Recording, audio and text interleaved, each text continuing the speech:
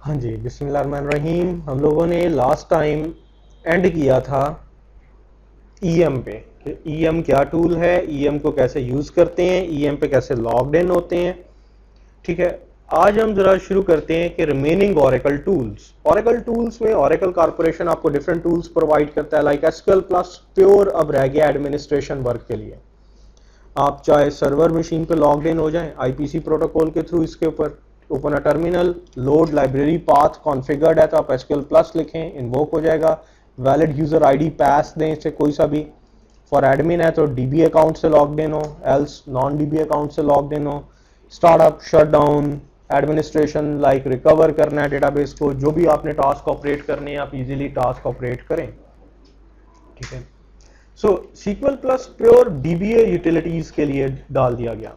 Remaining like ISQL plus by default इसके साथ support नहीं किया जाता, यहाँ पे बाय डिफॉल्ट पैकेज में नहीं है, कंपेनियन CD से आपको सेपरेट डाउनलोड करना पड़ेगा और अगर चलाना है तो आप सेपरेट चलाएंगे।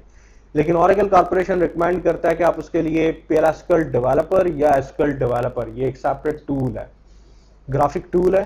सो कंप्लीट IDE इन्वायरमेंट है, आप कोड लिखेंगे जिस तरीके से आप टोड वगैरह में कोड बनाते हैं, लॉन्च करते हैं, तो वो उसके सारे हेडर फुटर सब चीज़ें, डिबगिंग इंटरफेस आपको सारी चीज़ें प्रोवाइड करता है। सो ये एक सेपरेट टूल है, सेपरेट इंस्टॉल होगा। डेवलपमेंट करनी है सेपरेट टूल पे करें, एडमिनिस्ट्रेशन करनी है सेपरेट इस टूल पे करें। एज अ क्लाइंट आप कनेक्ट अप होना चाहते हैं तो क्लाइंट के लिए अगला चैप्टर आ रहा है, उसके अंदर आप पढ़ेंगे कि आपके पास क्या कुछ होना चाहिए।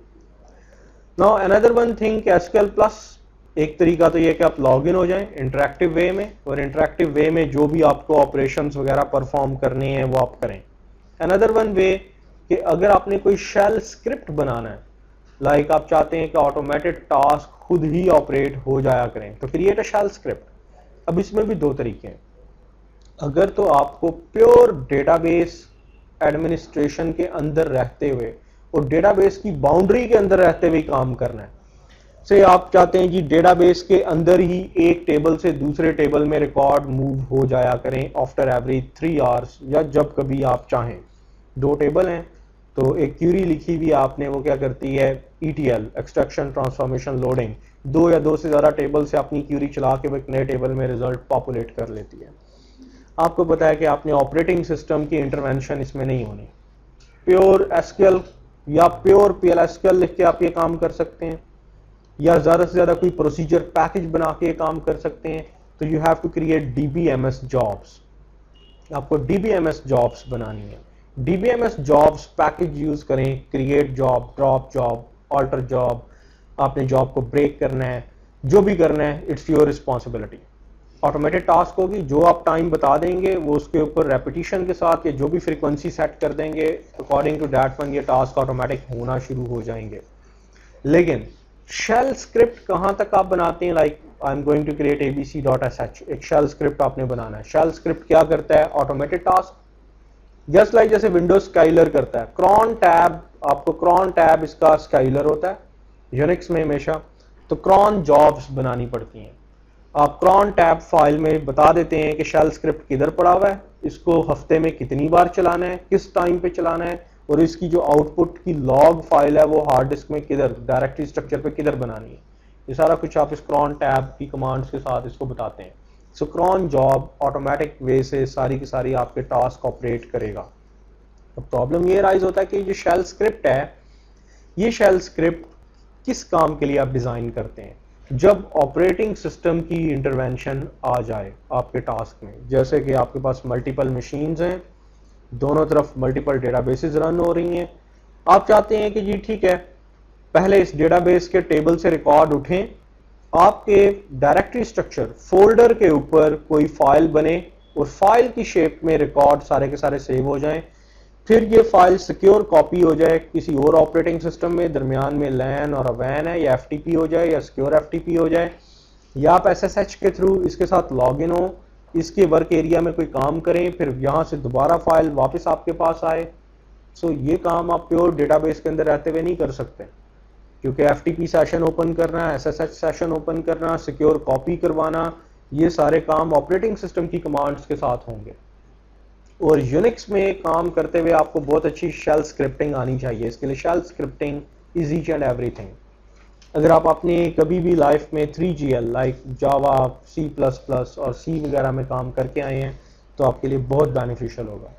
इसके लिए managing Oracle Linux on 11G ये एक सेपरेट सिलेबस है, या शेल स्क्रिप्टिंग, आपको यूनिक्स शेल स्क्रिप्टिंग किसी भी शेल में अपनी मर्जी की लाइक बॉर्न शेल, सी शेल, कॉर्न शेल किसी में भी करके आए हैं तो आपके लिए बहुत बेनिफिशियल है। बॉर्न शेल यहाँ पे बैश शेल एक्सटेंडेड यूज होता है, बॉर्न शेल की एक्सटेंडेड शेप है, ज्यादा बेनिफिशियल है। सिंपल वैसे ही काम होना है, लूप्स भी वैसे ही हैं, एक्सेप्शन हैंडलिंग भी वैसे ही है, सिर्फ और सिर्फ सिंटैटिक चेंजेस हैं, चंद एक परफेक्ट सिंबल्स होते हैं अपने अपने शेल के, वो उसी काम के लिए यूज होते हैं। जैसे यहाँ पे एक छोटा सा शेल स्क्रिप्ट लिखा हुआ है, शेल स्क्रिप्ट कर क्या रहा है, कनेक्ट दो यूजर्स हैं, सॉरी एसक्यूएल प्लस और टू आपने इसे कहते हैं लेस देन, ये दो लेस देन शो करते हैं कि आगे आप go to end of file, ये कोई फ्लैग यूज कर रहे हैं। इसका फैक्ट, ये जो भी आपका सेशन इन्वोक होगा एसक्यूएल प्लस इस यूजर के अगेंस्ट, इसका fact end of file go to like this one, end of file से पहले पहले आपने जितनी भी PL/SQL या SQL लिखनी है वो लिख दें। यहां पे आप सिर्फ और सिर्फ एंड ऑफ फाइल से पहले वो कमांड्स लिख सकते हैं जिसको SQL प्लस रिकॉग्नाइज करता है। ऐसी कोई कमांड आप नहीं लिखेंगे जिसको SQL प्लस रिकॉग्नाइज नहीं करता, या जो ऑपरेटिंग सिस्टम की कमांड है जो इसकी कमांड है ही नहीं सिरे से, ठीक है। One way is that. बहरहाल आप शेल स्क्रिप्ट में अगर यहाँ पे पास नहीं लिखना चाहते या कुछ और नहीं लिखना चाहते तो यहाँ पे आप मिक्स दरमियान में चाहें तो आप ऑपरेटिंग सिस्टम बेस्ड कोई काम करें, चाहे तो आप कोई भी और एक्टिविटी करें। लाइक मेरे पास चंद एक HP UX के शेल स्क्रिप्ट्स हैं जो एज एग्जांपल अभी मैं आपको यहाँ पे शो ऑफ करवा सकता हूँ। अब देख लें कि टू मच कॉम्प्लेक्स, यहाँ पे कॉम्प्लेक्सिटी का किसी किस्म का कोई कह लें एंड ही नहीं है, एंड ऑफ है ही नहीं। लाइक ये देखिए, ये बैकअप लेने के शेल स्क्रिप्ट्स बने हुए हैं। तो अगर आप इन शेल स्क्रिप्ट्स में देखें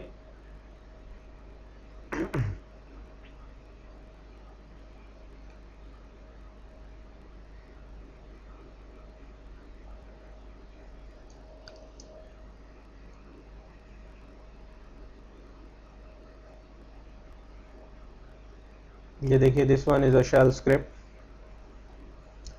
एक्सपोर्ट लाइक शेल स्क्रिप्ट। अपने ऊपर ही ओरेकल सेड, ओरेकल होम क्या क्या है, ओरेकल पाथ क्या है, देन ये हिडन जिसे कहते हैं ईमेल करने के लिए और SMS करने के लिए, लाइक ये है कि जी ऑटोमेटिक आपके प्रोडक्शन ग्रुप के ऊपर ईमेल चली जाएगी। देन फेलियर हो, पैस आप नहीं दे रहे, पैस बल्कि एक फाइल है, उस फाइल के अंदर पैस सेव्ड है, ठीक है, पैस वहां से उठा रहा है और आप लिख रहे हैं SQL plus -s no log end of file. Reason, उसकी रीजन ये कि देखिए आपने दरमियान में PL/SQL कोड लिखा, डिक्लेयर कर्सर लूप यूज किया, बिगिन एंड आई, इसी के अंदर ही आपने कहीं पे जिसे कहते हैं PL/SQL का कोड लिख देना है, कहीं पे आपने प्योर जावा का कोड है, कहीं पे प्योर शेल स्क्रिप्ट का कोड है। So this one is a type of shell script, ठीक है। ये HP UX 64 बिट के ऊपर है। सो आप डिफरेंट टाइप के शेल स्क्रिप्ट डिजाइन कर सकते हैं। उस शेल स्क्रिप्ट से आप कुछ भी एक्टिविटीज करवा सकते हैं। डेटा पुश करवाना है, पुल करवाना है, FTP करवाना है, SSH करवाना है, कॉपी करवाना है, डिफरेंट डेटाबेसेस के साथ इंटर कम्युनिकेट करना है, डेटाबेसेस से रिजल्ट लेने हैं, अपने टेबल्स में पुश करवाने हैं, टेबल से नए रिजल्ट लेने हैं, डायरेक्टरी स्ट्रक्चर के ऊपर पुश करवाने हैं। आप ये सारे के सारे काम जिसे कहते हैं करवा सकते हैं, इट्स अप टू यू। लेकिन उसके लिए अब आपको शेल स्क्रिप्ट यहाँ पे बनाना पड़ेगा, शेल स्क्रिप्ट के बगैर गुजारा नहीं। सो आपकी मर्जी है, आप चाहे शेल स्क्रिप्ट लिखें। कॉल करने का वही तरीका है जैसे रन इंस्टॉलर आप चलाते थे, रन इंस्टॉलर भी एक शेल स्क्रिप्ट है। ./ आगे शेल स्क्रिप्ट का नाम, खुद चलाना है। अगर ऑटोमेटेड जॉब बनानी है, क्रॉन जॉब बनानी है, तो क्रॉन टैब में उसकी आप एंट्री डालेंगे, ठीक है, वो ऑटोमेटिक वे से चलाता रहेगा। या ग्रिड है तो ग्रिड के ऊपर भी जॉब बन जाती है। इसके अपने स्काइलर्स भी बहुत अच्छे हैं, लाइक जो आपसे पूछ लेते हैं कि भाई जॉब किस नेचर की है, शेल स्क्रिप्ट नेचर की है, एम्बेडेड है, कैसी जॉब है, वो चलानी है तो वो भी चल जाएगी। देन अब हमारे पास आती है जी P फाइल्स, जो किसी जमाने में हमने पढ़ी थी, अब उनकी कंप्लीट डिटेल। P फाइल आपको पता है कि दो तरह की होती हैं, एक को हम कहते हैं पैरामीटर फाइल, एक को हम कहते हैं एसपी फाइल। दोनों फाइल्स ओरेकल होम के डीबीएस फोल्डर में पड़ी होती हैं। एसपी फाइल का नाम होता है SP file Sydenham dot aura और पी फाइल का नाम होता है इनिट सिडनेम डॉट ऑरा। आपको पता है कि पी फाइल की प्रेसिडेंस ज्यादा होती है, एसपी फाइल की ज्यादा होती है, पी फाइल की कम होती है। दोनों फाइल्स पड़ी होंगी तो ऑलवेज एसपी फाइल टेकअप की जाएगी। दोनों ही इंटरचेंजेबल हैं।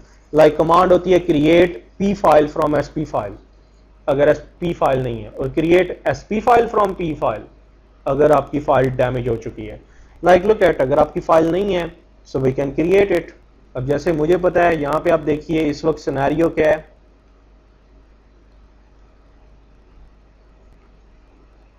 गो टू लाइक प्रोडक्ट और यूनिक्स पे डीबीएस, विंडोज पे डेटाबेस का फोल्डर होगा एसपी फाइल orcl.ora, लेकिन यहाँ पे किसी किस्म की कोई पी फाइल नहीं है। सो आप एज SSDBA लॉगिन है तो write down here create P file from SP file, file created. Simple, आपने उस एसपी फाइल से बैकअप इमेज कॉपी जनरेट कर ली। अब यहाँ पे देखिए फाइल आ गई init orcl.ora, ये पहले नहीं थी, अब ये भी आपने उसे बना ली। और सेम कमांड है रिवर्स, अगर वो फाइल नहीं एग्जिस्ट करेगी तो write down here create SP file from P file, लेकिन बनाएगा डिफॉल्ट लोकेशन पे। लोकेशन चेंज करनी है तो फिर आगे आप साथ लोकेशन भी लिखेंगे, P file is equal to जो आपकी अपनी लोकेशन है। इसी तरह एसपी फाइल डिफॉल्ट लोकेशन पे नहीं है तो SP file is equal to आगे एसपी फाइल का पाथ देना आपकी रिस्पॉन्सिबिलिटी है। अब एक तरीका तो ये है कि ये डिफॉल्ट क्रिएट कर लें।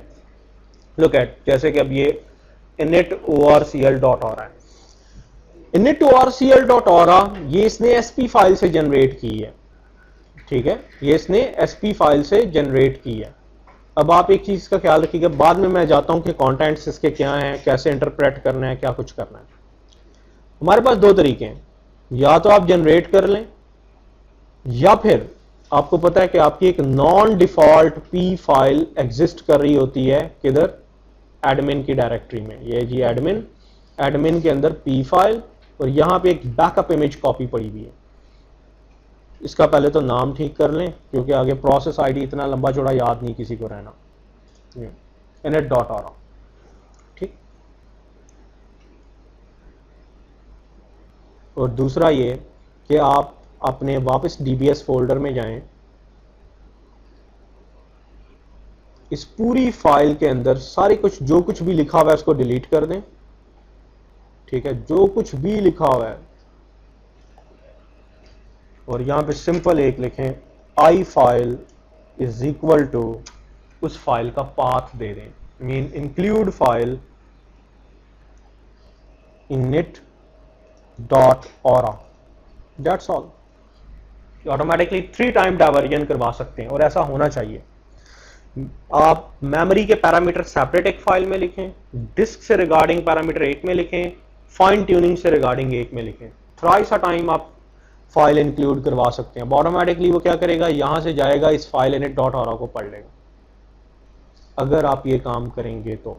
अब आपकी मर्जी है, लेकिन ये वाली पी फाइल आपकी एसपी फाइल के साथ सिंक नहीं है, इंटरसिंक नहीं है, दोनों फाइलों में डिफरेंस है।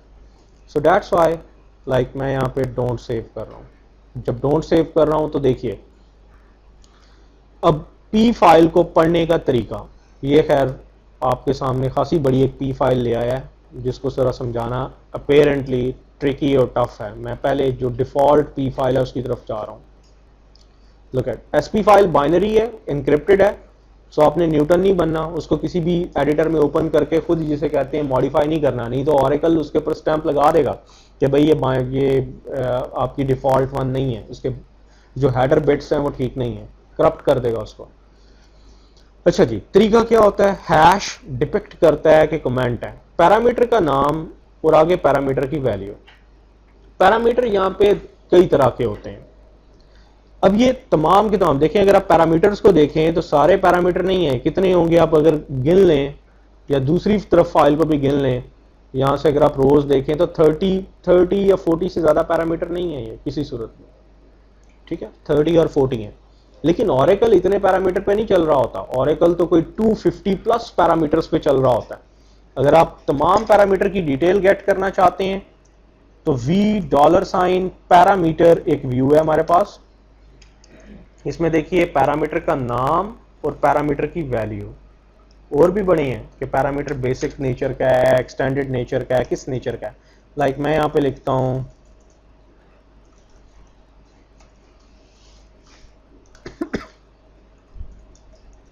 नेम और हम value from $, parameter. It's a data dictionary view. 289 parameters हैं आपके, 289 पैरामीटर्स वो लेके आया है।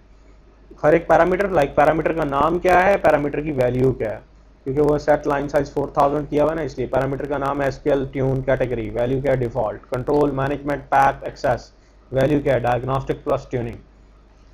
अब ये देखिए इसमें पैरामीटर्स डिफाइन किए होते हैं। पैरामीटर दो तरह के हैं, एक होते हैं बेसिक, एक होते हैं एडवांस। बेसिक लुक एट, अगर आप यहां पे देखिए आपकी पी फाइल में कौन कौन से दिए गए हैं।